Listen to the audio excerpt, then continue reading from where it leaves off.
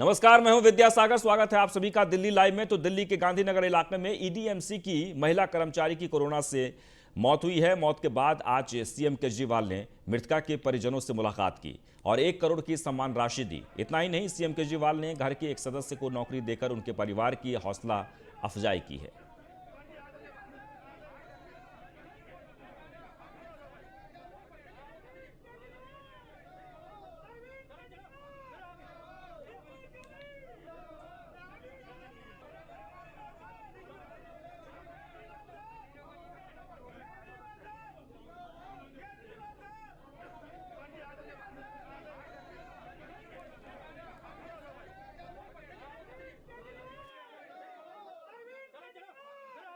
नीता जी EDMC में एक सफाई कर्मचारी थी जिनकी कोरोना की वजह से कोरोना के दौरान कोरोना की ड्यूटी करते हुए उनकी मौत हो गई।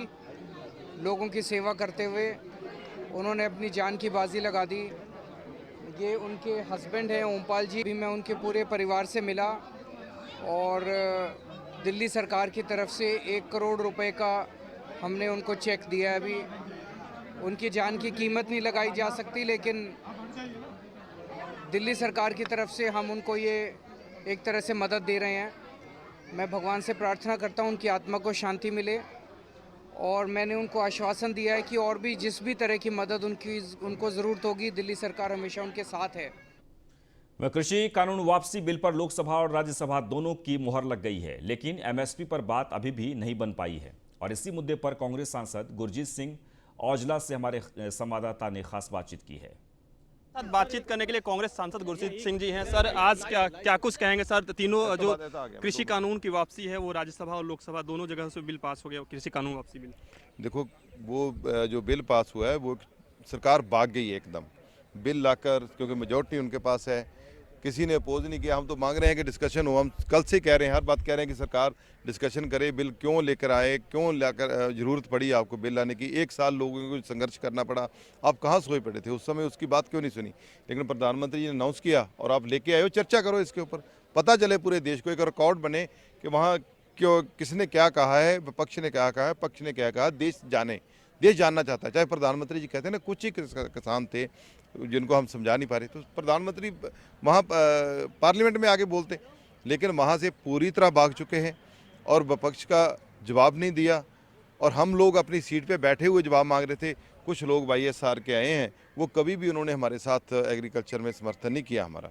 हमने इतना लंबा संघर्ष, चाहे जंतर मंतर में, चाहे वहाँ एजिटेशन करते, कभी हमारा साथ नहीं दिया।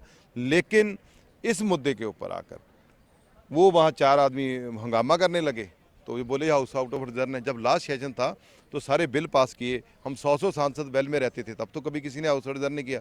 आज क्यों जरूरत पड़ गई हाउस रिजर्व करने आगे की क्या कुछ मांगे हैं आप लोगों की? आगे की रणनीति अब हम बैठ के तय करेंगे। मांग यही है कि 700 किसान जो डेथ हो गए उनकी भरपाई की जाए, जो केस रजिस्टर्ड हुए हैं वो वापस लिए जाएँ और एमएसपी लागू की जाए। जो पंजाब के सिर के ऊपर कर्जा है किसानों के ऊपर, 85% किसान जो कर्जाई है, उसके कर्जा मुक्त करने का सरकार प्रावधान करे। धन्यवाद सर। ये थे हमारे साथ कांग्रेस एमपी गुरजीत सिंह जी, जिनका साफ तौर पे कहना है कि कांग्रेस पार्टी की या विपक्ष की कुछ और मांगे हैं जिनको सरकार को माननी चाहिए। वीडियो जर्नलिस्ट गौरव माथुर के साथ पीयूष तिवारी, नई दिल्ली। वह कृषि कानून वापसी बिल पर लोकसभा और राज्यसभा दोनों की मुहर लग गई है और इस बिल के पास होते ही कांग्रेस नेता राहुल गांधी ने केंद्र सरकार पर निशाना साधा है। वहीं बीजेपी ने कांग्रेस पर पलटवार किया है। हमारे संवाददाता ने केंद्रीय राज्य मंत्री बीएल वर्मा से खास बातचीत की है। संसद के शीतकालीन सत्र के पहले ही दिन लोकसभा और राज्यसभा से तीनों कृषि कानून को वापस कराने के लिए एक बिल पास कर लिया गया है। हमारे साथ बातचीत करने के लिए बीएल वर्मा जी है, केंद्रीय राज्य मंत्री हैं।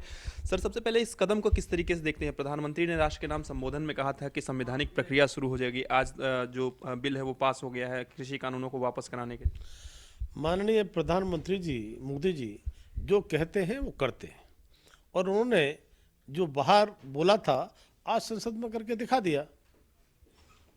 राहुल गांधी खुश नजर नहीं आ रहे हैं। वो कह रहे हैं कि चर्चा नहीं होने दिया। अगर चर्चा ही नहीं करनी थी तो फिर सदन बुलाई क्यों?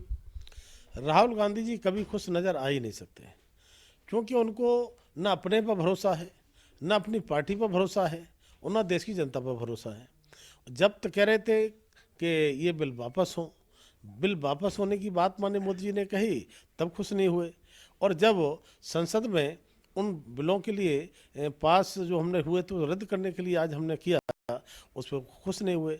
और इतना ही नहीं कि हमने कहा, यानी हमने माने संसद सत्र में स्पीकर महोदय ने आह्वान किया कि भाई चर्चा करने के लिए तैयार हो जाइए, बैठ जाइए। चर्चा करने को भी तैयार नहीं है। अब उन्हें यही पता नहीं है कि हमने चर्चा की बात कही कि नहीं कही। माने स्पीकर महोदय ने कई बार कहा, रोटेशन चूँकि मेरा भी आज लोकसभा का था, मैं देख रहा था, स्पीकर महोदय इतना समझा रहे थे, भाई इतना महत्वपूर्ण सदन है, इतना महत्वपूर्ण सत्र चल रहा है और इसमें चर्चा का विषय चर्चा करनी चाहिए, चर्चा करना चाहिए, तो ये चर्चा भी नहीं करेंगे। अगर हम बिल लेकर आएंगे तब उन्हें विरोध करना है, बिल वापस करेंगे तब विरोध करना है, हम चर्चा की बात करेंगे तब उन्हें चर्चा नहीं करनी है। अंदर कुछ बोलेंगे, बाहर कुछ बोलेंगे, लेकिन देश की जनता सब देखती है और जानती है। और इन्हीं कारणों से कांग्रेस का जो हश्र हुआ है, अभी इससे भी और नीचे हश्र होने। तो दिल्ली में एक बार फिर तेजी से खराब होती हवा के मद्देनजर दिल्ली सरकार ने आज कुछ सुधारात्मक उपायों को आगे बढ़ाने का फैसला किया है। दिल्ली के पर्यावरण मंत्री गोपाल राय ने कहा कि दिल्ली में अगले आदेश तक निर्माण एवं तोड़फोड़ की गतिविधियों पर रोक रहेगी। इसके साथ ही इसी निर्माण श्रमिकों को 5-5 हज़ार रुपये दिए जाएंगे। गोपाल राय ने कहा कि वाहनों से होने वाले प्रदूषण को रोकने के लिए शुरू किए गए रेड लाइट ऑन गाड़ी ऑफ अभियान को भी 18 दिसंबर तक आगे बढ़ाया जाएगा। साथ ही गोपाल राय ने बताया कि आवश्यक सेवाओं में लगे ट्रकों के अलावा अन्य सभी ट्रकों के प्रवेश पर प्रतिबंध 7 दिसंबर तक बढ़ाया गया है। प्रदूषण की जो हालात हैं उसको लेकर के अभी सभी डिपार्टमेंट्स के अधिकारियों के साथ अभी हमने समीक्षा बैठक की। बैठक में जो एक्सपर्ट्स ने जो ओपिनियन दिया अभी कि दिल्ली के अंदर वेरी पुअर कैटेगरी में अभी आगे भी प्रदूषण के स्तर के बने रहने की संभावना है। अगर जो मौसम विभाग ने प्रेडिक्ट किया है, अगर बारिश होती है तो इसमें तब्दीली हो सकती है। 12 सांसदों को पूरे शीतकालीन सत्र के लिए राज्यसभा से निलंबित कर दिया गया है और इन सांसदों पर पिछले सेशन में अनुशासनहीनता करने का आरोप लगा है। इन सांसदों में एक नाम कांग्रेस से राज्यसभा सांसद छाया वर्मा का भी है। हमारे संवाददाता ने उनसे खास बातचीत की, सुनिए।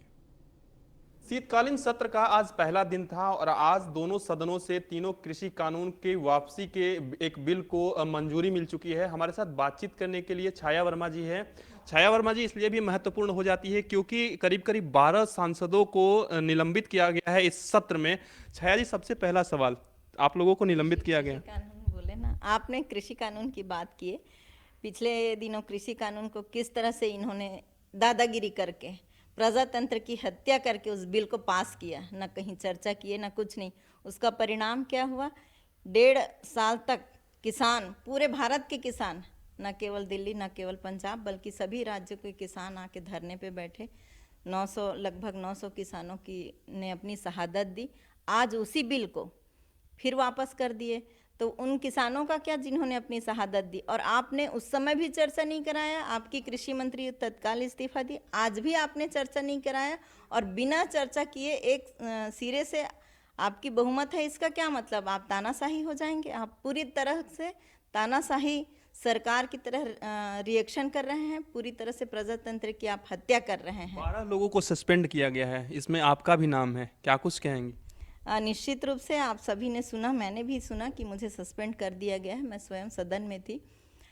हमें न तो वहाँ पे बोलने के लिए कोई मौका दिया, ना कोई सुनवाई हुई, ना हमारे पार्टी लीडर, किसी को जानकारी नहीं थी। एकाएक बिल लाए और सस्पेंड कर दिए।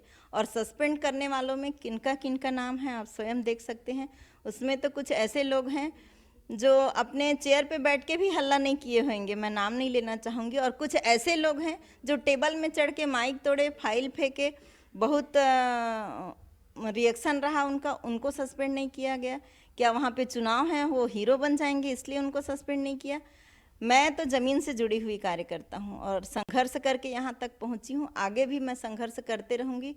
धन्यवाद। तो ये थी हमारे साथ कांग्रेस से राज्यसभा सांसद छाया वर्मा जी, जिनका साफ तौर पे कहना है कि सस्पेंड करना कहीं ना कहीं सरकार के तानाशाही रवैये को दर्शाता है और निश्चित तौर पे जो भी हमारी पार्टी मीटिंग ले रही है और जो भी वो फैसला लेगी वो इन्हें मान्य होगा। वीडियो जर्नलिस्ट गौरव माथुर के साथ पीयूष तिवारी, नई दिल्ली।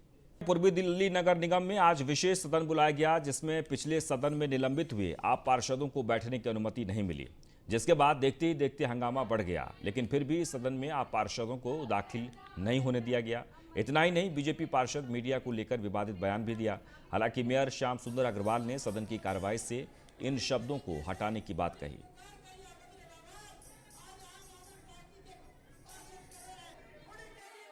हमने जो पिछला हाउस था उसमें प्रदूषण विषय पर चर्चा करनी थी, डेंगू पर चर्चा करनी थी। लेकिन दुर्भाग्य ये था कि जो आम आदमी पार्टी के निगम पार्षद थे उन्होंने सदन को चलने नहीं दिया। उन्होंने हंगामा किया, उन्होंने अराजकता फैलाई, मेरे सीट के पीछे भी आ गए। हमने 2 बार सदन को 15-15 मिनट के लिए पोस्टपोन भी किया। जब पुनः हमने बैठक बुलाई तो उसके बाद भी उन्होंने अपना हंगामा जारी रखा। तो जो मूल विषय था प्रदूषण का या डेंगू का, वो हो नहीं पाया। हमने सभी जो वहाँ पे आम आदमी पार्टी के पास उपस्थित सभी को सदन से निष्कासित किया। हमने जो और इसके साथ ही दिल्ली लाइव में बस इतना ही, लेकिन आप बने रहें न्यूज़ 1 इंडिया के साथ। नमस्कार।